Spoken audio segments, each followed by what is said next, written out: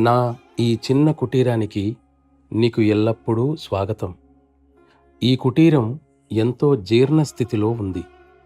బహుశా మూలము నుండి లోపల పడే తేలికపాటి జల్లు వలన పూర్తిగా తడిసిపోతామనే భయంతో ఎవ్వరూ దానిలో కొంచెం సేపైనా విశ్రమించటానికి ఇష్టపడరు.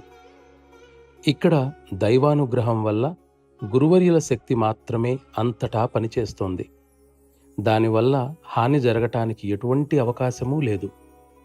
నీకు ఎటువంటి కష్టం కానీ, చిక్కు కానీ, భరించలేని భావోద్రేకం కానీ ఉన్నట్లయితే ఏ సమయంలోనైనా సరే, ఎక్కడైనా సరే ఆయనకు ప్రార్థన ద్వారా తెలియచేయి.